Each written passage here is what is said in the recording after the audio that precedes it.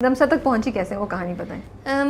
मेरी गुड़िया एक ड्रामा था और मुझे उसके लिए कॉल आई कि मम्मा को आई, मम्मा हैंडल करती हैं सारी चीज़ें, कि एक दिन का सीन है, ज़्यादा काम नहीं है तो ईमान कर लेगी। मम्मा ने बोला हाँ कर लेगी, इतना पता नहीं था कि क्या कैरेक्टर है।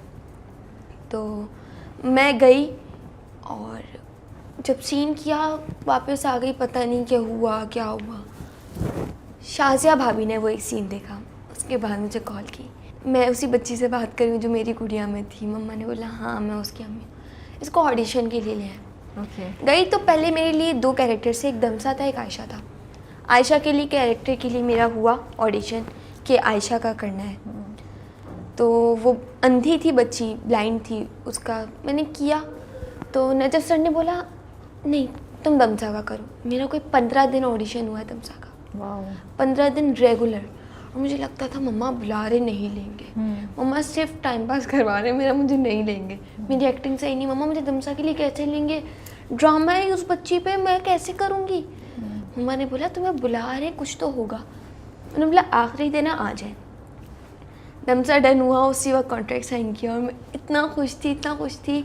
नादिया जमील जिनको मैं अपनी अम्मी ही बोलती हूँ, सेट पे उनका ऐसा था कि मुझे ना नादिया जमील नहीं बोलो या आपा नहीं बोलो या कोई बाजी नहीं बोलो, कुछ भी नहीं, मुझे माँ बोलो। और मैं उनको अम्मी अम्मी कहती थी। और उनके साथ जितने रोने वाले सीन है ना, एक सीन था जिसमें मैं उनसे मिली थी, दीवार उन्होंने वो तोड़ी थी और वो मुझसे मिली थी और हम लोग लिटरली रोए थे, एक्चुअल रोए थे, इतना रोए थे कि हम दोनों को हिचकियाँ लग गई थी। हम लोग इतना रोए थे गले मिलके।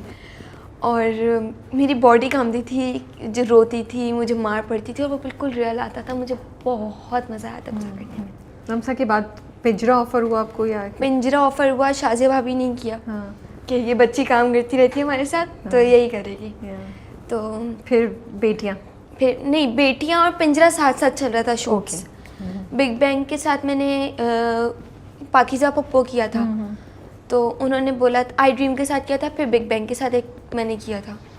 तो उन्होंने बोला कि हाँ ईमान को करवा लेते हैं। बेटियाँ किया, वो भी बहुत अच्छा रहा था मेरा, माशाल्लाह से।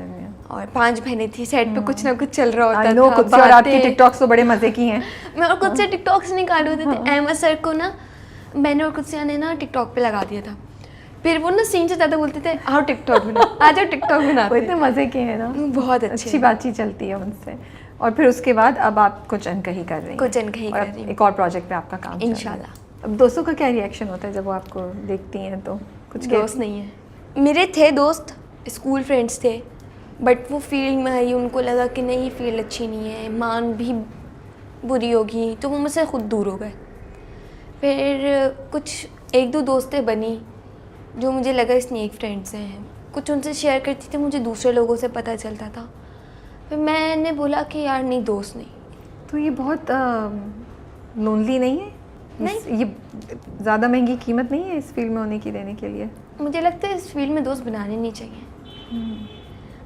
काम आओ, सेट पे काम करो, चले जाओ।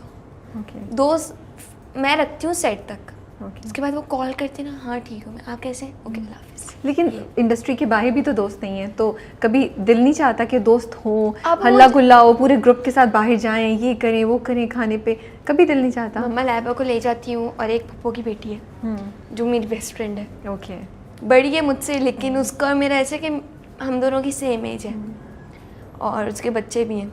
तो वो मेरा और उसका बिल्कुल ऐसा है कि वो और लैबा बेस्ट फ्रेंड्स हैं। ओके, मतलब वो मेरे, तो उनके साथ बाहर चली जाती हूँ। लैबा की एक दोस्त है मारिया, इसी फील्ड की है वो मुझसे ज़्यादा अच्छी दोस्त है, तो उनके साथ ही मैं कर लेती हूँ। और कुछ शेयर करना होता है तो लैबा से कर लेती हूँ। तो मतलब कम दोस्त हैं, बट हैं लेकिन कम हैं, तो आपने चूज़ कर लिया। अच्छे दोस्त हैं, अच्छे दोस्त हैं। हाँ, मम्मा हमेशा ये कहती दोस्त रखो, अच्छे रखो, ये ना हो कि उनके साथ रह रहकर तुम भी ख़राब हो जाओ। नहीं, वो तरबियत नहीं की हुई तुम्हारी मैंने। आपको कभी कभी लगता है कि क्योंकि आप child star, as a child star आपने स्टार्ट किया था, तो अभी तक लोग आपको उसी नज़र से देखते हैं और थोड़ा चैलेंजिंग है, कुछ रोल्स मिस हो जाते हैं इस वजह से, क्योंकि लोगों के जहन में ईमान अभी तक चाइल्ड स्टार ही है? जब मैं मतलब इस फील्ड में आई थी ना, मुझे बहुत कुछ सुनने को मिला था अबाउट माई कलर। ओके, कि मेरा कलर थोड़ा डल था, मतलब वो होता है ना जब छोटे बच्चे होते हैं उनके कलर थोड़े डल होते हैं, मैं धूप में बहुत खेलती थी, उसके बाद मुझे टाइफाइड हो गया था, तो उससे मेरा कलर बिल्कुल जल वल गया था, मेरा कलर बहुत डल था। तो छोटी थी मैं, एक जगह पे गई, ऑडिशन था मेरा, मुझे बुलाया कि मुझे उसमें देखा था, एक शॉर्ट फिल्म की थी, उसमें मैंने रमज़ान की, तो मेकअप मेरा हुआ था, तो वो स्क्रीन पे मैं थोड़ी अच्छा मेरा कलर आया था। तो उन्होंने बुलाया, मुझे देखते थे, बोलते हैं ये ईमान है। मैं छोटी थी, मम्मा ने बोला जी ईमान है, ये तो बहुत काली है। और मैं ना, मेरी आंखों में आंसू आ गए। तो मम्मी ने बोला क्या मतलब, कोरे बच्ची चाहिए, काली बच्ची थोड़ी चाहिए। नहीं नहीं, इसका नहीं हो सकता। मम्मी बोले ईमान बाहर जाओ, बाहर जाओ आप।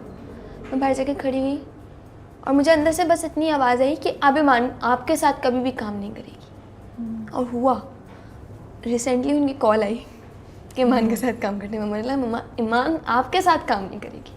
अच्छी बात है, सही बात है। क्योंकि मुझे ना मेरे स्कूल में भी बहुत किया जाता है, कलर डल है, ये है वो है। और कोई स्कूल में टैबलोस होते हैं ना, जो डल बच्ची दिखानी होती है ना, या गरीब दिखानी होती, मुझे ले लेते थे।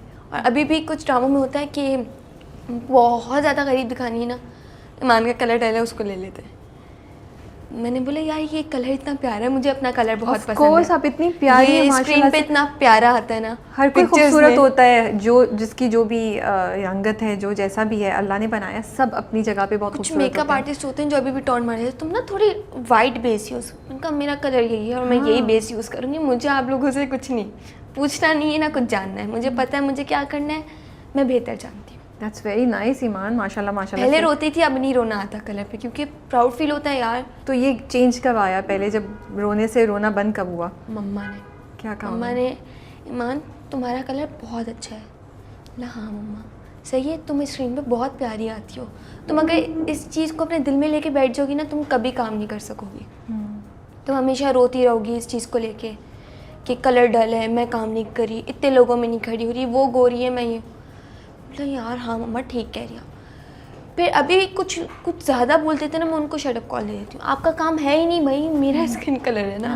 कुछ अभी भी डायरेक्टर्स करते हैं, इनकी अम्मी गोरी दिखाई है, इनका कलर डाला है, मैं बोलती हूँ ओके सर इट्स ओके, मुझे कोई और काम मिल जाएगा और उससे अच्छा मिलता है। आप मना कर देती हैं जब ऐसी बात सुनती हैं तो? मेरा एक प्रोजेक्ट था, मैं उस नाम नहीं लूँगी उस प्रोजेक्ट का, लीड का था वो, मेरे चाइल्ड पर ही था।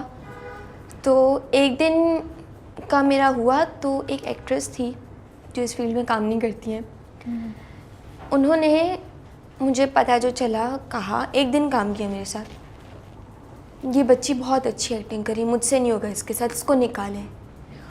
और ना मैं जब 2-3 दिन ना मुझे शूट पे बुलाया नहीं, हालांकि रेगुलर शूट थी। मम्मा ने जब पूछा ना ईडी से कि क्या सीन है, उनको इशू हो रहा है ईमान के साथ और उनका कलर भी अच्छा है ना, और वो ईमान के जो है एक्टिंग से थोड़ा सा इशू हो रहा है उनको, तो उन्होंने अपनी कोई जानने वाली थी उनको रखवा लिया।